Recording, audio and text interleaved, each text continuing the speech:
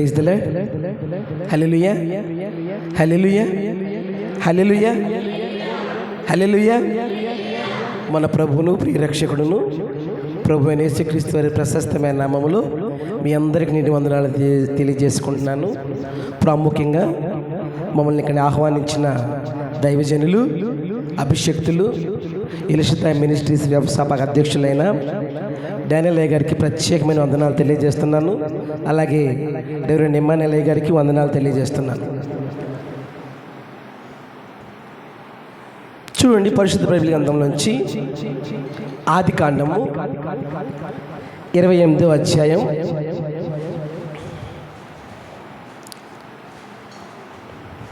17వ వచనం.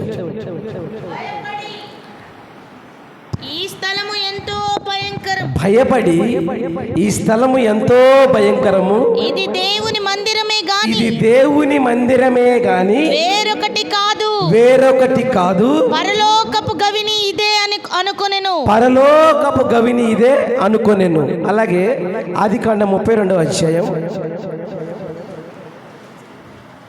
22వ వచనం నుంచి, ఆ రాత్రి అతడు లేచి తన ఇద్దరు భార్యలను తన ఇద్దరు దాసీలను 11 మంది పిల్లలను తన 11 మంది పిల్లలను తీసుకొని యబ్బోకు రేవు దాటిపోయెను. యాకోబు వారిని తీసుకొని ఆ ఏరు దాటించి తనకు కలిగినదంతయు పంపివేసెను. యాకోబు ఒక్కడు మిగిలిపోయాను. చాలా చిన్న ప్రార్థన చేసుకుందాం.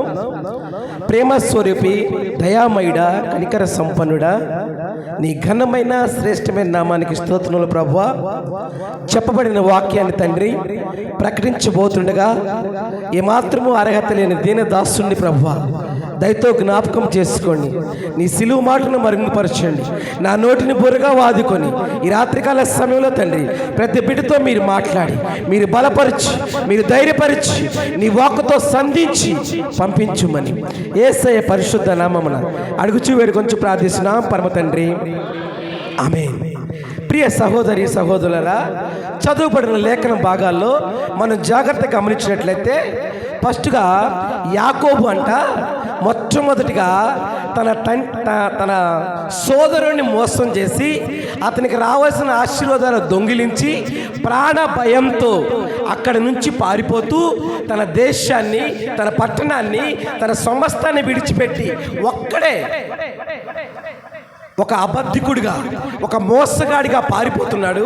ఆ పారిపోతున్న సందర్భంలో ఒక అరణ్య మార్గంలో పడుకొని ఒక కలగంటున్నాడంట. ఆ కలలోంచి మెలకు వచ్చి లేవగానే ఆ స్థలాన్ని చూసంట, ఇది చాలా భయంకరం. ఎందుకంటే ఇది దేవుని మందిరమే, వేరొకటి కాదు. పరలోకపు గవిని ఇదే. ఈ మాట అయ్యగారు ఆ పక్కన రాయించారు అనుకుంటా, అటు పక్కన రాశారు ఈ మాట. ప్రియ సహోదరి సహోదరులరా, నేను ఎందుకు ఈ మాట చెప్తున్నానంటే మీరు జాగ్రత్తగా గమనించండి. బైబిల్లో మొట్టమొదటిసారిగా దేవుని మందిర ప్రస్తావన తెచ్చిన వ్యక్తి యాకోబు. Praise the lord. అప్పటి వరకు ఎవరు బైబిల్ దేవుని మందిరం గురించి కానీ, దేవుని మందస్థాన్ని గురించి కానీ ప్రస్తావన తేలా. ఒక మోసగాడైన యాకోబు తన కుటుంబాల్లో మోసం చేసి పారిపోతూ ప్రాణ భయంతో అరణ్య మార్గంలో ఉన్న యాకోబు ఆ రాత్రికాల సమయంలో మాట్లాడుతున్నాడు, ఇది భయంకరమైన ప్రదేశము, ఇది దేవుని మందిరమే. మందిర ప్రస్తావన తెచ్చిన మొట్టమొదటి వ్యక్తి యాకోబు. దేవుని మందిరం గురించి, దేవుని మందసం గురించి భయపడ్డాడు. అందుకే బైబిల్ ఏమని ఉంటుందంటే, నీవు మందిరానికి పోవునప్పుడు నీ ప్రవర్తన జాగ్రత్తగా సరిచూసుకోవాలి. ఎందుకంటే నువ్వు ఎక్కడికి పోతున్నావంటే, నువ్వు వేరే వినోద కార్యక్రమానికో లేదా వేరే టైంపాస్ కార్యక్రమానికో వేరే దానికి వెళ్తలా, నువ్వు దేవుని మందిరానికి వెళ్తున్నావు, దేవుని మందసం ముందు ఉంటున్నావు. నువ్వు ఎంత జాగ్రత్తగా ఉండాలంటే నీ చూపు, నీ మాట, నీ ప్రవర్తన, నువ్వు ఎక్కడ ఎలా ఉన్నా పర్వాలేదు, కానీ నువ్వు దేవుని మందిరంలో ఉన్నప్పుడు నువ్వు జాగ్రత్తగా ఉండాలి. భయపడాలి. నువ్వు ఎవరికి భయపడ్డా భయపడకపోయినా, నీ కుటుంబానికి భయపడ్డా భయపడకపోయినా, నీ కుటుంబంలో నువ్వు ఎవరికి గౌరవించినా గౌరవించకపోయినా, దేవుని మందిరానికి నువ్వు గౌరవించావా, దేవుని మందసానికి నువ్వు గౌరవించాలా? అప్పుడు యాకోబు అంట ఎప్పుడైతే దేవునికి భయపడ్డాడో, ఎప్పుడైతే దేవుని మందిరాన్ని ఇది దేవుని మందిరమే అని గుర్తించాడు, అప్పుడు దేవుడు మాట్లాడుతున్నాడు యాకోబుతో, నిన్ను నేను మరలా నిన్ను ఈ దేశానికి రప్పిస్తాను, నిన్ను గొప్పవాడిగా చేస్తాను. Praise lord. నిన్ను గొప్పవాడిగా చేస్తాను. ఏది నువ్వు చేసే పనులు బట్టి కాదు, నువ్వు చేసే క్రియను బట్టి కాదు. నువ్వు ఎప్పుడైతే దేవుని మందిరానికి లోపడ్డావో, దేవుని మందసానికి లోపడ్డావో, నీ దైవజనుడికి నువ్వు లోపడ్డావో, దేవుడు చెప్తున్నాడు నిన్ను గొప్పగా దీవిస్తాను. Praise lord. గొప్పగా దీవిస్తాను. ఎంత గొప్పగా దీవిస్తున్నాడంటే మరలా తిరిగి వస్తున్నాడు యాకోబు. అందుకే నేను 31 వచ్చి చదివిచ్చా. మరలా తిరిగి వస్తున్నాడు. ఎలా వస్తున్నాడంటే తన సంపద, తన పశువులు, దేవుడు తనకిచ్చిన ఆశీర్వాదాన్ని అంతా తీసుకొని వస్తూ యబ్బోకు రేవు దగ్గర ఆగాడంట. Praise lord. యబ్బోకు రేవు దగ్గర ఆగాడంట. ఆగి తన సమస్తాన్ని పంపించాడంట. తన భార్యలను, తన దాసుల్ని, తన కుటుంబంలో ప్రతి ఒక్కరిని, తన బిడ్డల్ని అందరినీ పంపించి ఒక్కడే నిలువబడ్డాడంట. Praise lord. ప్రియ సహోదరి సహోదరులారా, మన జీవితంలో కార్యాలు ఎందుకు జరగట్లేదంటే, మన జీవితంలో మేలు ఎందుకు జరగట్లేదంటే, నీకున్న ప్రతి దాన్ని బట్టి నువ్వు అతిశయపడుతూ, దేవుడు నీకు ఇచ్చిన హోదాను బట్టి, దేవుడు నీకు ఇచ్చిన డబ్బును బట్టి, దేవుడు నీకు ఇచ్చిన సంపదను బట్టి, లేదా దేవుడికి ఇచ్చిన పేరు ప్రతిష్టను బట్టి నువ్వు వాటిని బట్టి అతిశయపడుతున్నావేమో. యాకోబు అయితే తనకిచ్చిన సమస్తాన్ని పంపించేశాడంట. ఒక్కడే యబ్బోకు రేవు దగ్గర నిలబడ్డాడంట. Praise lord. ప్రియ సహోదరి సహోదరుడా, ఆ యబ్బోకు రేవు దగ్గరికి మేము వెళ్ళాం. దేవుడు మా కృప చూపాడు. ఆ యబ్బోకు రేవు దగ్గరికి మేము వెళ్ళినప్పుడు ఇంచుమించుగా ఉదయాన్నే 9 గంటల ప్రాంతంలో మేము అక్కడికి వెళ్ళాం. 9 ఆ ప్రాంతానికి మేము వెళ్ళినప్పుడు ఒకసారి మేము బస్సు దిగి ఆ ప్రదేశానికి వెళ్ళగానే ఎలా ఉందంటే విపరీతమైన చలి. ఆడికి వెళ్ళినప్పుడు ఆ గాలి కూడా ఎంత చలిగా ఉందంటే చేతులు వంకరలు పోతున్నాయి. ఆడ నుంచోలేకపోతున్నాం. ఎప్పుడు పక్కకి వెళ్దామా లేదా ఎప్పుడు బస్సు ఎక్కుదామా అనిపిస్తుంది. అంటే అననుకూల పరిస్థితుల్లో, అక్కడ పరిస్థితులే బాగాలేదు. ఆ రేవు దగ్గర అసలు అంతా చల్లగా, ఎంత చల్లగా ఉందంటే ఆ రోజుల్లో అంట అక్కడ మనిషి నుంచోవాలంటే, అక్కడ మంచి నిలబడాలంటే మన వల్లే వస్త్రాలు కాదంట, చర్మపు తోళ్ళు దొరుకునేవాళ్ళంట, జంతు శరీరాలు ఆ తోళ్ళు దొరుకునేవాళ్ళంట. ఆ ప్రదేశంలో శరీరం సహకరించకపోయినా, తన పరిస్థితి బాగోపోయినా, తనకున్న సమస్తాన్నంతా విడిచిపెట్టి ఎప్పుడైతే దేవుని మందిరాన్ని నమ్మాడో, దేవుని మందసాన్ని నమ్మాడో, దేవుని దగ్గర ఒక్కసారిగా ప్రార్థన చేయడం ప్రారంభించాడంట. రాత్రంతా ప్రార్థన చేశాడంట. రాత్రంతా ప్రార్థన చేశాడంట. దేని గురించి? ఒక్క కార్యాన్ని పట్టుకొని, ఒక్క దీవెన, అయ్యా నన్ను దీవిస్తేనే, నువ్వు నన్ను దీవిస్తేనే నేను విడిచిపెడతా, నువ్వు దీవిస్తేనే నేను వదిలిపెడతా, నిన్ను దీవిస్తేనే నిన్ను పోనిస్తానని ఒక్క కార్యాన్ని పట్టుకొని రాత్రంతా దేవుడితో పెనుగులాడాడంట. మరి ఈ రోజుల్లో మనకున్న పరిస్థితులను బట్టి మనం మహా ఎంతసేపు ప్రార్థన చేస్తాం? ఎన్ని గంటలు ప్రార్థన చేస్తున్నాం? ఒకసారి ఆలోచించండి. యాకోబు ప్రార్థన ఎలాంటి ప్రార్థన అంటే పట్టుకున్న ప్రార్థన అంట. Praise lord. విడిచే ప్రార్థన కాదు, పట్టుకున్న ప్రార్థన. అతను యబ్బోకు రేవు దగ్గర దేవుని దగ్గర ఎలా ప్రార్థించాడంటే, ఒక్క కార్యాన్నే, నువ్వు నన్ను దీవిస్తేనే నేను విడిచిపెడతా, నువ్వు నన్ను దీవిస్తేనే నిన్ను వదిలిపెడతానయ్యా అని ఒక్క కార్యాన్ని బట్టి ఎత్తి పట్టుకొని ప్రార్థన చేశాడు. ప్రియ సహోదరి సహోదరులరా, మరి మన జీవితాల్లో ఎందుకు మేలు కలగట్లేదంటే, మన జీవితాల్లో ఎందుకు కార్యాలు జరగట్లేదంటే, మన జీవితాలు ఎందుకు మన పరిస్థితులు మారిపోవట్లేదంటే, నువ్వు దేవుని మందిరానికి లేదా నువ్వు దేవుని మందసానికి ప్రాధాన్యత ఇస్తున్నావా? అనేక ఆరాధనలు, స్వస్థత ప్రార్థనలు, నియామక కూడికల్లో, 10వ తారీఖు ప్రార్థనలు, బల్ల ఆరాధనలు, అనేకమైన కార్యాల్లో పాలు పొందుతున్న నువ్వు నిజంగా దేవుని మందిరాన్ని చూసి ఎప్పుడైనా భయపడ్డావా? యాకోబు చెబుతున్నాడు, ఆ మందిరాన్ని చూసి అయ్యో ఇది దేవుని మందిరం కాబట్టి దీనికి భయపడాలి. నువ్వు దేవుని మందిరానికి, నువ్వు దేవుని మందసానికి భయపడ్డావా? నీ జీవితంలో గొప్ప గొప్ప మేలు జరుగుతాయి. Praise lord. అవి ఎలాంటి మేలు అంటే నువ్వు ఊహించు. చూడండి, యెహోషువ గ్రంథము 3వ అధ్యాయం, యెహోషువ గ్రంథం 3వ అధ్యాయం 14వ వచనం. కోతకాలమంతయు యోర్దాను దాని గట్లన్నిటి మీద పొర్లి పారును, నిబంధన మందసమును మోయు యాజకులు జనులకు ముందు వెళ్ళగా యోర్దానును దాటుటకై జనులు తమ గుడారములో నుండి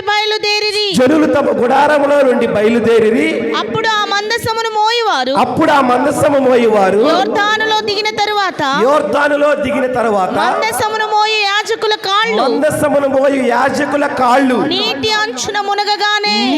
అంచున మునగగానే పైనుండి పారు నీళ్లు బహుదూరమున సారెతాను నొద్దనున్న ఏకరాశిగా నిలిచెను.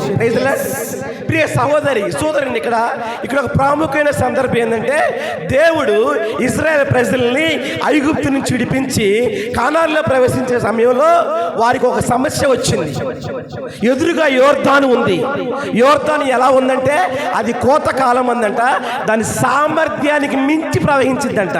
అంటే మన భాషలో చెప్పాలంటే వరదలు వచ్చే సమయం. ఆ నది వరద ప్రవాహంతో ఉధృతంగా ఉండిద్దంట. ఆ నదికున్న స్పెషాలిటీ ఏంటంటే, యోర్దాను ఎప్పుడైనా నీళ్ళు ఎప్పుడు పల్లానికి బారుతాయి, కానీ యోర్దాన్ అంట కింది నుంచి పైకి బారిద్దంట. అర్థమైందా? యోర్దాను కింది నుంచి పైకి బారిద్ది అంటే ఎగబారిద్ది. అది దాని స్వభావం. అది ఆ యోర్దాను నదిలో అది దాటాలి. ఆ సమస్య వాళ్ళు ముందున్న పెద్ద సమస్య అది. అంతకు ముందు వరకు మోషే ఉన్నాడు. అంతకు ముందు వరకు మోషే నడిపించాడు. అయితే ఇప్పుడు మోషే లేడు. మోషే చనిపోయాడు. ఒక దైవజనుడు వచ్చాడు. ఒక నిజమైన దైవజనుడు వచ్చాడు. ఒక యవనస్తుడు వచ్చాడు. అనుభవం లేదు, ఏమీ లేదు. అయితే ప్రార్థన చేశాడు. ఆ యెహోషువ ప్రార్థన చేశాడు. యెహోషువ దేవుని మందసం దగ్గర నిలబడి దేవుని సన్నిధిలో ప్రార్థన చేసి ఆ మందసాన్ని ముందు మోసుకుంటంట యాజకులు వెళ్తున్నారంట. ఆ మందసాన్ని మోసుకుంటూ యాజకులు వెళుతుంటే యాజకులు వెనక ఈ లక్షల సైన్యం వెళ్తుంది. ఎప్పుడైతే మందసాన్ని మోసుకుంటూ ఆ యాజకులంట ఆ యోర్దానులో అడుగు పెట్టగానే నీళ్ళన్నీ ఏకరీతిగా నిలిచిపోయినాయంట. Praise the lord. నీళ్ళన్నీ ఏకరీతిగా నిలిచిపోయినాయంట. నిలిచిపోయి ఆరిన నేలలో యోర్దాను నడిచారు. Praise the lord.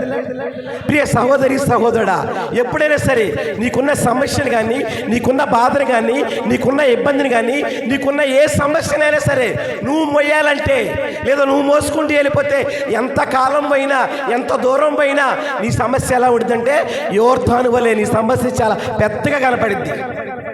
కానీ ఎప్పుడైతే నువ్వు మందసాన్ని పట్టుకున్నావా, దైవజనుని పట్టుకున్నావా, దేవుని మందిరాన్ని పట్టుకున్నావా, దేవుని మందిర పరిచర్యలో ఉన్నావా, నువ్వు మందిరం పట్టుకుని అవసరంలా. నీ సమస్యను ఆ యొక్క మందసం దగ్గర పెడితే ఆ మందసం ఆ సమస్య దగ్గరికి వెళ్ళి ఆ సమస్య గుండా నిన్ను నడిపించింది. Praise the lord. చూడండి, పేతురు మనవంటి వాడే. పేతురు మనవంటి దుందుడుకు స్వభావం గలవాడంట. పేతురు ఎప్పుడైనా చూడండి, పేతురు అంట ఆ దేవుని నీళ్ళు గలిలయ సముద్రం మీద నడుచుకుంటూ వస్తుంటే పేతురికి సందేహం వచ్చిందంట. నువ్వు నిజంగా మా గురువు గారు అయితే నేను కూడా నీళ్ళ మీద నడుస్తా, ఆ ఆజ్ఞ నాకు ఇవ్వు అన్నాడంట. సరే రాయా అన్నాడు. సరే రా అంటే పేతురంట కింద దోణి దిగి ఎప్పుడైతే దేవుని వైపు చూశాడు, మీరు జాగ్రత్తగా ఉండాలి, దేవుని వైపు చూసినంతసేపు ఆ నీళ్లను తొక్కుకుంటూ వెళ్ళాడంట. అలలు ఎగిసి పడుతుంటే ఆ అలల మీద త్రొక్కుకుంటూ వెళ్ళాడు. కానీ ఎప్పుడైతే దేవుడిని చుట్టం మరిచి కిందనికి చూశాడో మునిగిపోసాగాడు. Praise the lord. మనం కూడా అంతే. మన దైనందిన జీవితంలో నువ్వు ఎప్పుడైతే దేవుణ్ణి చూస్తావో, నువ్వు ఎప్పుడైతే దేవుని మందిరాన్ని చూస్తావో, నువ్వు ఎప్పుడైతే దేవుని మందసాన్ని చూస్తావో అప్పుడు నీ సమస్య ఎలా ఉంటుందంటే వాటి మీద నీకు త్రొక్కే అధికారం దేవుడు నీకు ఇస్తాడు. కానీ నువ్వు మందిరాన్ని చూడకుండా, సమస్యను చూసుకుంటా, మందసాన్ని లెక్క చేయకుండా, ఏది చేయకుండా ఉంటే, అందుకే ఇందాక చెప్పా, నువ్వు మందిరానికి పోయినప్పుడు నీ ప్రవర్తన ఎలా ఉండాలి, జాగ్రత్తగా సరిచూసుకోవాలి. ఎందుకంటే మనం ఎక్కడికి పోతున్నామంటే దేవుని మందిరానికి పోతున్నాం, దేవుని మందస్సు ముందుకు వస్తున్నాం. మందస్స ప్రభావం ఎలాంటిదంటే దేవుని యొక్క సన్నిధి ఇది. ఆ మందసం దగ్గర నిలువబడి దేవుని వాక్యాన్ని ప్రకటించేటప్పుడు, ఆరాధన చేసేటప్పుడు, నువ్వు నువ్వు ఎలా ఉండాలంటే నీ చుట్టుపక్కల వారితో నీకు సంబంధం లేదు, నీ ఇరుగు పొరుగు వారితో నీకు సంబంధం లేదు. నీకు దేవుడితో ఆ యొక్క ఆరాధనలో కనెక్ట్ అయితే, దేవుడిని మాట్లాడుతున్నప్పుడు, దేవుడు నిన్ను సంధిస్తున్నప్పుడు ఆ వాక్కుని కనుక నువ్వు రిసీవ్ చేసుకోగలిగితే నీ జీవితంలో, యాకోబు జీవితంలో అద్భుతం చేసిన దేవుడు, యాకోబు జీవితంలో మేలు చేసిన దేవుడు, యాకోబుని హెచ్చించి హెచ్చించిన దేవుడు నిన్ను హెచ్చిస్తాడు. Praise the lord. అయితే దేవుని మందిరాన్ని, దేవుని మందసాన్ని నువ్వు గౌరవించాలి. నాకు అయ్యగారు అంటే చాలా ఇష్టం. డానియల్ ప్రసంగ్ గారు నాకు చాలా ఇష్టం. ఎందుకంటే అక్కడ మేము కరెక్ట్గా యెరూషలేములో అడుగు పెట్టాము. యెరూషలేము ఎప్పుడైతే అడుగు పెట్టామో అప్పుడే అయ్యగారికి ఒక వార్త వచ్చింది. మందిరం కూల్చిపడింది, మందిరం కూల్చివేయబడింది. నాకు ఆ మాట విన్నాడు. అప్పటి నుంచి మనసులో లేదు. అప్పటిదాకా మాతో సంతోషంగా ఆనందంగా ఉన్న వ్యక్తి ఒక్కసారిగా ఆనందం లేదు, సంతోషం లేదు, ముఖంలో కళపోయింది, ఏదో దిగాలుగా ఉన్నాడు. ఏమైంది అయ్యా అంటే అడిగితే ఎప్పుడు చెప్పాడు, అయ్యా ఇలా మందిరం కూల్చిపడింది. అప్పుడు మనం చెప్పాం, అయ్యా మనం యెరూషలేములో ఉన్నాం, యెరూషలేములో ఉండి ప్రార్థిస్తున్నాం. మనం వెళ్ళే లోపే దేవుడు ఏదో ఒక మందిరానికి, మీకు కూల్చబడిన మందిరానికి కప్పు వేయునుగాక, ప్రైజ్ ది లార్డ్ అని ప్రార్థన చేశాం. అయిపోయింది. ప్రార్థన చేసి మేము ఇక రోజులు గడుస్తుంటే అయ్యగారు అన్నదంట్లా భోంచేయట్లే. అయ్యగారు భోంచేయకుండా ఆ ఫ్రూట్స్ ముక్కలు, ఆ సలాడ్లు అవి తింటున్నారు. చుట్టుపక్కల మా వెళ్ళిన 14 మందిలో అందరం ఒక దగ్గర కూర్చుంటాం కదా, తినకపోతే డౌట్ వస్తుంది, ఏం తింటలేదు. నాకు కూడా డౌట్ వచ్చింది. చెప్పయ్యా ఏం తింటలేదు అంటే మా ఫస్ట్ 2 రోజులు మేము ఏమనుకున్నామంటే, ఏమో ఒకవేళ అన్నం బాగాక మిగతాయి తింటున్నారేమో, ఆ సలాడ్స్ తింటున్నాడేమో, అయ్యగారికి అవి ఇష్టమేమో అని మేము అనుకున్నాం. కానీ తర్వాత ఎప్పుడో చెప్పాడు, నేను మరలా మందిర ఆరాధన జరిగి మందిరంలో దేవుని చిత్తంలో మందిరం ప్రారంభించి ప్రతిష్ఠ జరిగేంత వరకు నేను అన్నం తిన్నాను. ఒక నిబంధన చేసుకున్నాడు. అది ఇక్కడ కాదు, యెరూషలేములో చేసుకున్నాడు. Praise the lord. యెరూషలేములో ఒక నిబంధన చేసుకున్నాడు, నేను మందిర ప్రతిష్ఠ జరిగేంత వరకు నేను అన్నం తిన్నాను. అది ఎన్ని రోజులన్నా కానీ ఒక నిబంధన చేసుకున్నాడు. ఆ నిబంధన కట్టుబడి ఉన్నాడు. Praise the lord. ఆ నిబంధన కట్టుబడి ఉన్నాడు. దేవుడు అంతే రీతిగా, అంతే గొప్పగా, అసలు దేవుడు మీకు అర్థం కావట్లా. ఒక ఇల్లు కట్టాలంటేనే ఎంత ప్రయాస తెలుసా? బైబిల్ ఏమనుందంటే, యెహోవా ఇల్లు కట్టించని ఎడలా కట్టువా నీ ప్రయాస వ్యర్థమే. నీకు ఆస్తున్నా, పాస్తున్నా, హోదా ఉన్న, డబ్బున్న, పేరున్న, పలుకుబడి ఉన్న ఎంతమంది ఈ రోజుల్లో గవర్నమెంట్ జాబులు చేస్తా, ఎంతమంది గవర్నమెంట్ జాబ్ చేస్తా సర్వీసులో ఉండి కూడా ఇల్లు కట్టుకోలేక, రిటైర్మెంట్ అయిన తర్వాత కూడా ఇల్లు కట్టుకోలేకుండా అనేకమైన కారణాలతో, కారణం ఏదైనా కానీ ఇల్లు కట్టుకోలేకపోవటం. అలాగే మందిరం కూడా అంతే. మందిరం కట్టాలంటే, మందిరం కట్టబడాలంటే అది ఎవరు పడితే వాళ్ళు కడితే కాదు, ఎవరు పడితే వాళ్ళు కాదు. దావీదు దేవుని హృదయానుసారుడు. ఆ మాట ఎవరు చెప్పలా, దేవుడే చెప్తున్నాడు. దావీదు నా హృదయానుసారుడు. కానీ దావీదుకి ఎంత కోరిక అంటే, దేవుని కొరకు మందిరం కట్టాలి, దేవుని కొరకు మందిరం కట్టాలి, దేవుని మందిరంలో మందసం పెట్టాలి. ఎంతో ఆశపడ్డాడు, ఎంతో ప్రయాసపడ్డాడు. దాని కొరకు ఆయన ఆ దేవదారం బ్రానును, బంగారాన్ని, వెండిని అదంతా సమకూర్చాడు. కానీ దేవుడు అంటున్నాడు, నీ చేత కాదు, నువ్వు కాదు నాకు మందిరం కట్టేది, నీ కుమారుడి చేత నేను మందిరం కట్టించుకుంటా. ఎందుకని? దావీదు ఇష్టం లేడా? దావీదు ఎలాంటి వాడు? గొర్రెల కాపరి నుంచి, గొర్రెలు కాచుకుంటున్న వ్యక్తి నుంచి, ఇంట్లో ఏమాత్రం ఆ బిడ్డకి ఎంకరేజ్మెంట్ లేకుండా, ఇంట్లో ఎవరు అతను లెక్క చేయకపోయినా కానీ గొర్రెలు కాచుకుంటూ దేవుణ్ణి ఆరాధించేవాడంట. తనకు బాధ కలిగిన, దుఃఖం కలిగిన, ఏది కలిగినా కానీ దేవుణ్ణి ఆరాధించేవాడు. ఆ ఆరాధనే దేవుడికి ఇష్టమయ్యి గొర్రెల కాపరి నుంచి ఇశ్రాయేల్ ప్రజలకు 2వ రాజుగా దావీదుని హెచ్చించాడు దేవుడు. అంత గొప్పగా చేసిన దావీదుని నువ్వు మందిరం కట్టడానికి వీల్లేదు, నీ కుమారుడి చేత మందిరం కట్టించుకుంటాడు. మందిరం ఎవరు పడితే వాళ్ళు కడతానికి కాదు, దేవుడు ఎన్నుకోవాలి, దేవుడు ఏర్పాటు చేసుకోవాలి. ఎవరి చేతనైతే మందిరం కట్టాలో ఆ వ్యక్తి ఎక్కడున్నా దేవుడు తీసుకొస్తాడు. ఆ వ్యక్తి ద్వారా మందిరం కడతాడు. అందుకే నువ్వు దేవాలయమునకు పోయినప్పుడు నీ ప్రవర్తన జాగ్రత్తగా చూసుకోవాలి. దేవుని మందసం అంటే ఆషామాషి కాదు. ఆ మందసాన్ని మోసుకుంటూ ఆ యొక్క యాజకులు ఎప్పుడైతే ఆ యోర్దానుని తాకారో ఆ అలలలాగా లేచిపోయిందంట. యోర్దానుని తాకగానే ఏకరీతిగా నిలిచిపోయిందంట. అదే యోర్దానులో దేవుడి చిత్తంలో 12 మందికి బాప్తీసాలు ఇవ్వడానికి దేవుడు సహాయం చేశాడు. Praise the lord. ఇక్కడ కాదండి, మేమైతే అనుకోవాలా, నేనైతే అనుకోవాలా. మరి అయితే హిమాలయ గారికి మాత్రం కోరుకుండేదంట. ఇక్కడ ఇన్ని బాప్తిస్మాలు ఇస్తున్నా కదా, యోర్దానులో కూడా బాప్తిస్మాలని కోరుకుండేదంట. మరి నాకైతే ఆ కోరిక లేదు. కానీ ఆ రోజు బాప్తిస్మాలకి అందరూ యోర్దానికి వెళ్తుంటే అందరం ముందు వెళ్తున్నారు, అయ్యగారు మాత్రం వెనకాల వస్తున్నాడు. నేను గమనించా. డానియల్ పర్సన్ గారు కలవట్లే, ఇంకా వేరైపోతున్నాడు. కారణం ఏంటంటే ఆ బాప్తిస్మాల పరిచర్యలో నా చెయ్యి ఉండాలి అని ఫస్ట్ నుంచే బస్సులో ఉన్నంచే మేమైతే ఏం ప్రిపేర్ అవ్వలేదు, కానీ బస్సులో నుంచే ఆలోచన కలిగిన వాడే, ఆ బాప్తిస్మాల్లో పాలు పొందాలని ఆలోచన కలిగిన వాడే బిడ్డ ఎప్పుడైతే ఆశపడ్డాడో అదే యోర్దానులో 12 మందికి దేవుడు 7 పరిపూర్ణమైన సంఖ్య.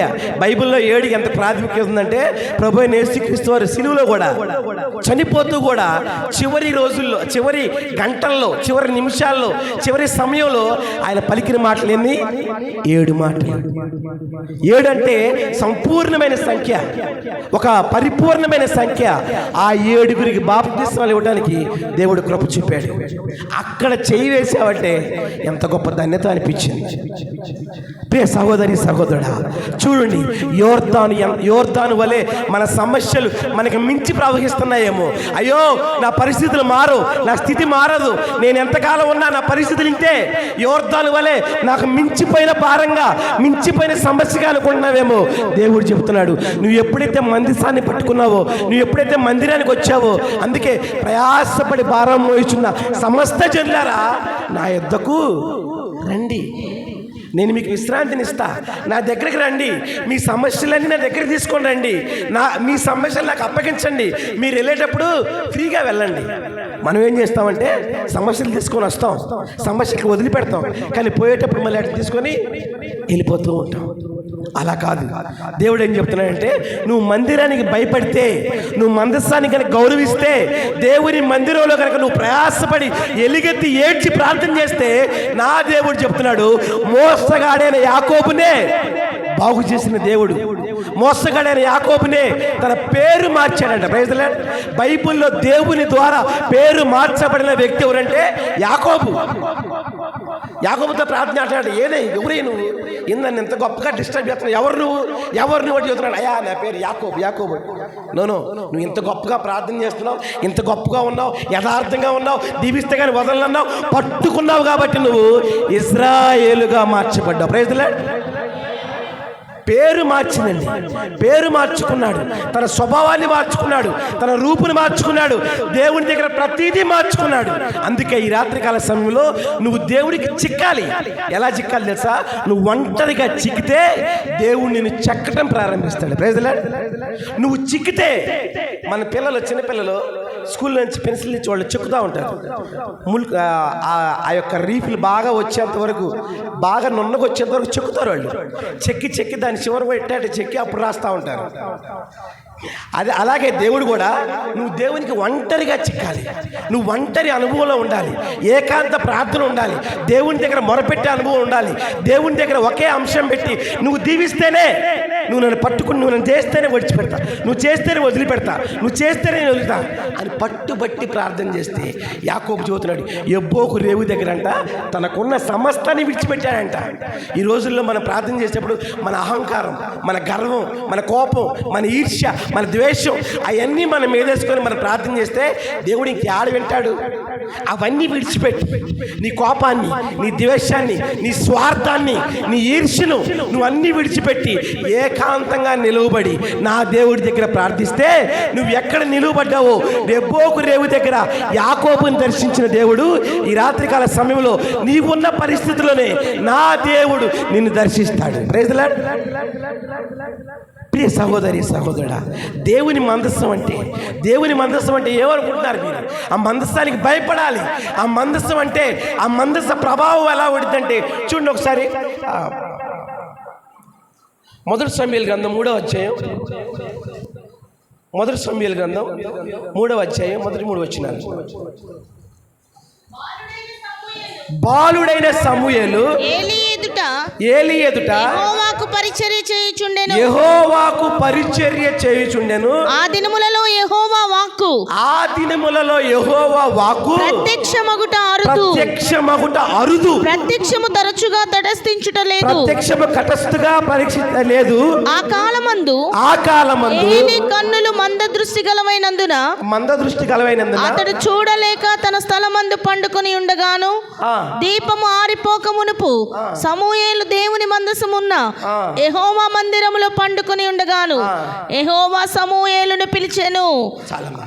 చూడండి, ఇక్కడ ఇంకో వ్యక్తి ఉన్నాడు, సమూయేలు ఎలాంటి వ్యక్తి అంటే, హన్నా ప్రార్థించింది, అయ్యా నాకు కుమారుని ఇస్తే నీకు ఇస్తా, నాకు ఇస్తే నీకు ఇస్తానయ్యా అని ప్రార్థించింది. ఎప్పుడైతే హన్నా ప్రార్థించిందో అన్నా ప్రార్థన దేవుడు విన్నాడు. అన్నా ప్రార్థన విని అన్నాకు చెప్పాడంట, అయ్యా మరుసటి ఏడాదికే నీకు కుమారుడు పుడతాడు అని దేవుడు వాగ్దానం ఇచ్చాడు. వాగ్దానం ఇస్తే మాట తప్పకుండా కుమారుడు కలగ్గానే పాలు విడిచిన తరువాతనే, ఎప్పుడైతే పాలు విడిచాడో అప్పుడే మందిరాన్ని తీసుకొచ్చంట, మందిరంలో వదిలిపెట్టిందంట పిల్లవాడిని. ఆ మందిరంలో వదిలిపెడితే ఆ పిల్లవాడు చిన్నప్పటి నుంచే ఆ మందిరం దగ్గర, ఆ మందసం దగ్గర పరిచర్య చేస్తున్నాడంట. Praise lord. మందిరం దగ్గర పరిచర్య చేస్తున్నాడు. ఆ పరిచర్య చేస్తూ పెరుగుతూ ఉంటే ఆ రోజుల్లో దేవుని వాక్కు ప్రత్యక్షమవటం అరుదు. దేవుడు మాట్లాడతలేదు. దేవుడు కోపగించుకున్నాడు ఇజ్రాయెల్ ప్రజల మీద. దేవుడికి అయిష్టమైన పనులు చేస్తూ, దేవుడికి వ్యతిరేకమైన పనులు చేస్తూ, దేవుడికి కానరాని నేరం చేస్తూ ఉన్న ఆ ప్రజల మీద దేవుడంట, మన భాషలో చెప్పాలంటే అలిగి దేవుడు మాట్లాడటం మానేస్తే ఆ రోజుల్లో సమూయేలంట దేవుని మందసం దగ్గర పరిచర్య చేస్తే ఆ పరిచర్య చూసి దేవుడే ఘనపరచబడి ఆ బిడ్డతో మాట్లాడుతున్నాడంట. ఏమీ తెలియని బిడ్డ, అసలు ఎవరు మాట్లాడుతున్నారో, ఆ స్వరం ఎవరిదో గ్రహించలేని ఒక బాలుడితో దేవుడు మాట్లాడుతున్నాడండి. ఆ వాక్కు ఎవరితో కూడా తెలియదు. ఏలీ అప్పటికే దేవుని పరిచర్యలో వృద్ధుడై ఎక్కువ కాలం ఉండి, అసలు ఆ దైవజనుడు దేవుని దగ్గర ఎన్నో సంవత్సరాలు యథార్థంగా ఉన్న ఆ ఏలీతో మాట్లాడతలా. ఇంత ఎక్స్పీరియన్స్ ఉండి, ఇన్ని సంవత్సరాల పరిచర్యలో ఉండి, ఇన్ని సంవత్సరాల సేవా జీవితంలో ఉండి, దేవుని వాక్కుని అనేక సందర్భాల్లో ఇశ్రాయేలు ప్రజలకు చెప్పిన ఆ ఏలీని వదిలిపెట్టి ఏమీ తెలియని వ్యక్తి బాలుడైన సమూయేలుతో అంట దేవుడు మాట్లాడటం ప్రారంభించాడంట. దేవునికి ఇష్టమైతే, నువ్వు దేవునికి నచ్చితే, నువ్వు ఎలాంటి వాడివైనా సరే, నువ్వు అందంగా ఉన్నావా, అందహీనంగా ఉన్నావా, లేదా నువ్వు పండితుడువా, పామరుడువా, చదువుకున్నావా, చదువు లేని వాడివా, నువ్వు ఎలాంటి వాడివైనా సరే, నా దేవుడికి అనవసరం. నువ్వు నచ్చావా, నువ్వు దేవుని మనసుకు నచ్చావా? మనసుకు నచ్చాలంటే నువ్వేం చేయాలి? నువ్వు దేవుని మందిరానికి క్రమం తప్పకుండా వస్తూ దేవుని మందసం దగ్గర నువ్వు నిలబడి భయపడి దేవునికి ఎప్పుడైతే యథార్థ హృదయంతో ఉంటావో అప్పుడు నువ్వు దేవుని వాక్కుని గ్రహించకపోయినా, నువ్వు దేవుని వాక్కు వినకపోయినా పదే 3 సార్లు మాట్లాడుతూనే ఉన్నాడంట. ఈ బిడ్డకి అర్థం కావట్లా. మాట్లాడుతుంటే సమూయేలు అని పేరు పెట్టి పిలుస్తుంటే పక్కనున్న ఏలీ పిలిచాడని ఆయన దగ్గరికి వెళ్తున్నాడు. అయ్యా పిలిచావా? చిత్తం ప్రభా, నేను వచ్చాను, పిలిచావా అంటే నేనేం పిలవలేదయ్యా, వెళ్ళి పడుకో. రెండోసారి పోయాడంట, అయ్యా పిలిచావా నన్ను, మీరు పిలిచినట్టు నాకు వినపడింది అంటే అప్పుడు ఆ దేవునికి అర్థమైందయ్యా, మాట్లాడింది నేను కాదు, కానీ ఈసారి నీకు ఆ స్వరం వినబడితే చిత్తము నా ఏలిన వాడా ఆలకించుచున్నాను అంటే దేవుని వాక్యాన్ని లేదా దేవుని వాక్కుని వినటానికి కూడా జ్ఞానం లేని సమూయేలుతో దేవుడు ఎలా మాట్లాడుతున్నాడంటే, ప్రియ సహోదరి సహోదరుడా, ఆ బాలుడైన సమూయేలంట దేవుని మందిరం దగ్గర, దేవుని మందసం దగ్గర యథార్థంగా పరిచర్య చేశాడంట. Praise lord. యథార్థంగా పరిచర్య చేశాడంట. ఆ పరిచర్యే దేవునికి ఇష్టమైంది. అసలు దేవుని వాక్కు ప్రకటించని రోజుల్లో, దేవుని వాక్కు అసలు మాట్లాడటం ఆగిపోయిన రోజుల్లో సమూయేలుతో మాట్లాడటం ప్రారంభిస్తున్నాడు. కోపం పోయింది, సమూయేలుతో మాట్లాడటం ప్రారంభిస్తున్నాడు. ప్రియ సహోదరి సహోదరుడా, నీవు కూడా ఎప్పుడైనా దేవుని స్వరాన్ని వినాలని కానీ, ఎప్పుడైనా దేవుని మాటని వినాలని కానీ, ఎప్పుడైనా అయ్యా నా ప్రార్థనకు జవాబు రావాలని కానీ అనుకున్నామా? ఒక్కసారి గమనించు. నీ దైవజనుడికి నువ్వు లోపడ్డావా? నీ దైవజనుడి మాట నువ్వు విన్నావా? నువ్వు అనేకమైన నిర్ణయాలు తీసుకుంటాం. మన జీవితంలో మనం ఒక నిర్ణయం తీసుకోవాలంటే మన ఇష్టం తీసేసుకుంటూ ఉంటాం. కానీ ఎప్పుడైనా నీ దైవజనుడిని సంప్రదించాయా, నేను ఇలా చేయాలనుకుంటున్నాను అని ఒక నిర్ణయం తీసుకుని ఎప్పుడన్నా దైవజనుడితో మాట్లాడావా? నీ దైవజనుడికి లోబడ్డావా? దైవజనుడి నిర్ణయాన్ని నువ్వు పాటించావా?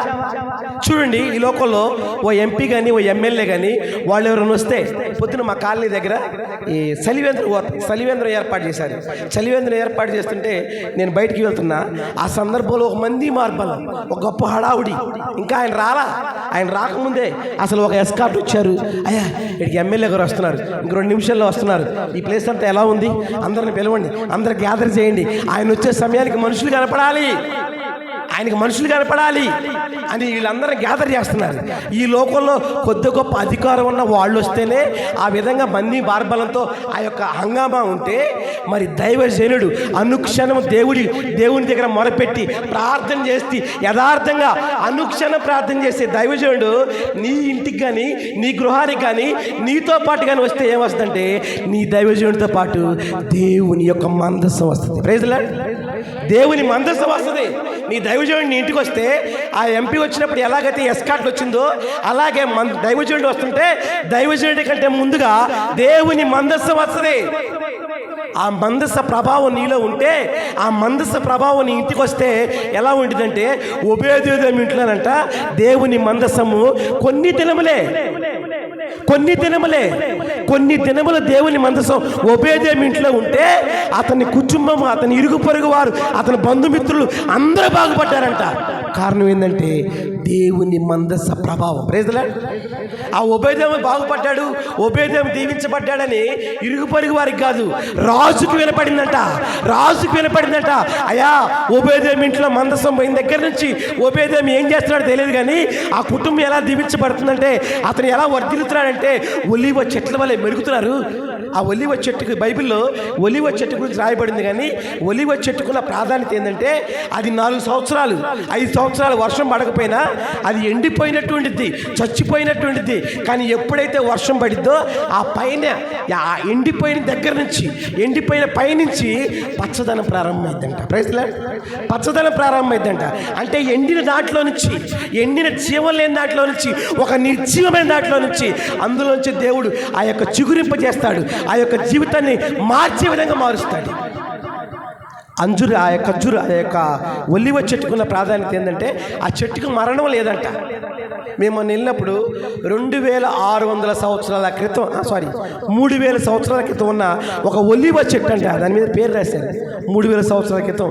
అంటే యేసు ప్రభు వారు పుట్టకముందే, ఈ లోకానికి యేసు ప్రభు వారు రాకముందే అక్కడ ఒలివ చెట్టు ఉంది. ఆ గెత్సెమనే తోటలో ఆ ఒలివ చెట్టు ఇప్పుడు కూడా ఉంది. ఆ చెట్టుకి జీవం. అదే ఒలివ చెట్టు జీవం. ఒబేదేదోము ఇంట్లో కూడా జీవం అంట. ఆ కుటుంబం, ఆ ఇరుగు పొరుగు వారు, అతని బంధుమిత్రులు అందరూ బాగుపడ్డారంట. కారణం ఏంటంటే దేవుని మందస్సు ఆ ఇంట్లో ఉంది. ప్రియ సహోదరి సహోదరుడా, ఈ రాత్రికాల సమయంలో మీరు దేనికి భయపడిపోయినా, నువ్వు దేనికి భయపడిపోయినా, నువ్వు దేవుని మందిరానికి భయపడ్డావా, దేవుని మందసానికి నువ్వు భయపడ్డావా, దేవుని మందసం దగ్గర నువ్వు సాగిలపడి, అయ్యగారు మందసం తెచ్చినట్టున్నాడు, తెచ్చారు కదా, మందసం తెచ్చాడు. మందసం అంటే ఏంది? మళ్ళీ ఇదొక డౌట్. మందసం అంటే ఎలా ఉండిద్ది? మందసం అంటే ఏంది? ఆ మందసం నమ్మునా, మన భాషలో చెప్పాలంటే దేవుని మందిరం దగ్గర ఉన్న ఇదే దేవుని మందసం. Praise lord. నువ్వు ఈ మందసం దగ్గర పట్టుకొని, ఈ మందసాన్ని పట్టుకొని కన్నీటితో ప్రార్థన చేసావా? నేను మొన్న సాక్ష్యం విన్నా. ఏంటంటే ఆ సాక్ష్యం, ఆ బిడ్డంట దైవజనుడి దగ్గరికి వెళ్ళి ప్రార్థన చేసుకోవడానికి భయపడి, దైవజనుడి చేత ప్రార్థన చేసుకోవడానికి భయపడి, ఆ చర్చిలో ఉన్న ఒక పిల్లర్ ఉంటుంది కదా, ఆ పిల్లర్ దగ్గరికి వెళ్ళి, ఈ పిల్లర్ని ఎంతోమంది పరిశుద్ధులు తాకుంటారు, ఈ పిల్లర్ని ఎంతోమంది పట్టుకొని ప్రార్థన చేసి ఉంటారు, ఈ పిల్లర్ కడతానికి దైవజనుడు ఎంత కష్టపడ్డాడో, ఎంత ప్రయాసపడ్డాడో, ఈ మందిరాన్ని కాపాడుతుంది కదా ఈ పిల్లరు, ఈ పిల్లర్ని పట్టుకొని ప్రార్థన చేద్దామని యథార్థంగా పిల్లర్ని పట్టుకొని ప్రార్థన చేసిందంట. ఆ కార్యం జరిగిందంట. Praise lord. అందుకే బైబిల్లో ఉంటుందంటే, నమ్ముట నీ వలనైతే నమ్మువానికి సమస్తము సాధ్యమే. అక్కడ లిమిటేషన్ లేవు, ఇదే అదే లేదు, అక్కడంతా అన్లిమిటెడ్. నువ్వు ఏది నమ్మితే, నా దేవుడు నాకు ఇది చేస్తాడు, నా దేవుడు నన్ను ఇలా రక్షిస్తాడు, లేదా నా దేవుడు నా స్థితిలోంచి నన్ను, ఈ అప్పుల బాధలో నన్ను విడిపించేవాడు ఎవడంటే నా దేవుడే. నువ్వు నమ్మావా? ఈ శరీర బాధలో ఈ యొక్క నాకు స్వస్థత లేక ఈ శరీరం సహకరించక అల్లాడిపోతున్నానయ్యా, నా శరీరం నా బాట పెట్టలేదు అంటున్నావా? నా దేవుడు స్వస్థపరచగలడు, నా దేవుని వల్ల మాత్రమే సాధ్యం అని నమ్మావా? ఆ క్షణమందే మీకు స్వస్థత వచ్చింది. 12 సంవత్సరాలంట రక్తస్రావంతో అనేక ప్రయత్నాలు చేసింది, అనేక పాట్లు పడింది. తన డబ్బుని, తన సొమ్ముని, తన సామర్థ్యాన్ని అన్నిటినీ ఖర్చు పెట్టింది. ఎక్కడ ఆ బిడ్డకి స్వస్థత రాలా, ఎక్కడికి వెళ్ళినా కానీ ఏం జరగల. కానీ అనుకుందంట, ఒక్కసారి యేసయ్య వస్త్రపు చెంగుని ముట్టినా చాలు ఆమెకు అనిపించింది, ఇక నేనేం తిరగలేను, నేనేం చేయలేను, ఒక్కసారి నా యేసయ్య వస్త్రపు చెంగుని ముట్టినా చాలు అని అనుకుందంట, నమ్మిందంట, విశ్వసించిందంట. ఎప్పుడైతే దేవుని దగ్గరికి వెళ్ళి అంతమందిలో కూడా ఆ రోజుల్లో యేసుప్రభువు ఇస్తారంట, చుట్టూరు జనం ఉండేవాళ్ళంట, వేల మంది జనం ఉండేవారంట. అంతమందిలో కూడా యథార్థంగా వెళ్ళి ఆ వస్త్రపు చెంగుని ముట్టగానే 12 సంవత్సరాల నుంచి రక్తస్రావంతో, చెప్పుకోలేని బాధతో, చెప్పుకోలేని వేదనతో, చెప్పుకోలేని సమస్యతో బాధపడుతున్న ఆ స్త్రీ అంట, ఎప్పుడైతే యేసయ్య వస్త్రపు చెంగును ముట్టిందో ఆ క్షణమే స్వస్థత పడిందంట. Praise the lord. ఆ క్షణమందే 12 సంవత్సరాల నుంచి ఎన్ని ప్రయత్నాలు చేసిందో, ఎన్ని పాటలు పడిందో, ఏం చేసినా కానీ ఆ బిడ్డకి మేలు జరగలేదు. కానీ ఎప్పుడైతే దేవుని తాకిందో అప్పుడే మేలు జరిగింది. ప్రియ సహోదరి సహోదరుడా, ఈ రాత్రికాల సమయంలో నా మాటలు ముగిస్తాను. నా మాటలు ముగించే ముందు మీరు దేవుని నమ్మారా? మీరు విశ్వసించారా? దేవుని మందిరానికి వచ్చి దేవుని మందసం ముందు సాగిలపడి దేవుని మాత్రమే చేయగలడు, యేసయ్య మాత్రమే చేయగలడు. నువ్వు చుట్టూ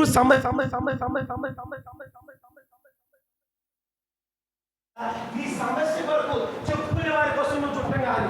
నువ్వు ఎలా ఉండాలంటే అలా చూడగలిగినట్లయితే, అలా ఎప్పుడైతే నువ్వు దేవుని వైపు చూస్తావో, నా దేవుడు చెప్తున్నాడు, ఈ మందిరంలో నువ్వు ఎప్పుడైతే యథార్థంగా అలా ప్రార్థన చేస్తావా, సమస్త జనులకు ఇది పరలోకపు గవిని, ఇది పరలోకపు గవిని. మీరు పరలోకాన్ని ఎప్పుడు చూస్తారు? మీరు పరలోకాన్ని చూడాలంటే మీ ప్రాణం పోయిన తర్వాత, మీరు యథార్థంగా ఉన్న తర్వాత పరలోకాన్ని చూస్తారు. అయితే అక్కడ చూసే పరలోకం కంటే దేవుడు చెప్తున్నాడు, ఇది పరలోకపు గవిని. ఇది పరలోకంలో ఏవైతే ఉన్నాయో అవన్నీ, పరలోకంలో ఏమేమి దొరుకుతాయో అవన్నీ దొరికే ప్రదేశం ఇది, పరలోకపు గవిని ఇది. నువ్వు ఇక్కడికి వచ్చి ప్రార్థించావా? ఇక్కడికి వచ్చి భయపడ్డావా? భయంతో, యథార్థ హృదయంతో నువ్వు దేవుడు తప్ప వేరొక దానివల్ల నీకు సాధ్యం కాదని నువ్వు దేవుణ్ణి నమ్మి కనుక నువ్వు ప్రార్థించినట్లయితే నా దేవుడు చెప్తున్నాడు, నీ జీవితంలో గొప్ప కార్యాలు చేస్తారు. ప్రజలు, యాకోబుని దీవించిన దేవుడు, యాకోబుని హెచ్చించిన దేవుడు, యాకోబుని గణపరిచిన దేవుడు, యాకోబుని పేరు మార్చిన దేవుడు నీ రూపును మార్చలేడా? నీ స్థితిని మార్చలేడా? నీ పరిస్థితి మార్చలేడా? ప్రియ సహోదరి సహోదరుడా, నేను అయ్యగారి సమయాన్ని అప్పగించే ముందు ఒక మాట, నిజంగా మీరు నమ్మినట్లయితే దేవుని మందిరానికి నువ్వు భయపడినట్లయితే, దేవుని మందసం దగ్గర నువ్వు భయపడి యథార్థ హృదయంతో ఉన్నట్లయితే నా దేవుడు చెప్తున్నాడు, నిన్ను గొప్పగా దీవిస్తాను. Praise the lord. నిన్ను గొప్పగా దీవిస్తాను. నువ్వు గొప్పోడు కావాలనేది దేవుడి కోరిక. యాకోబు మోసగాడై తండ్రి ఇంటిని విడచెను, యాకోబు ఇశ్రాయేలై తండ్రి ఇంటికి చేరెను.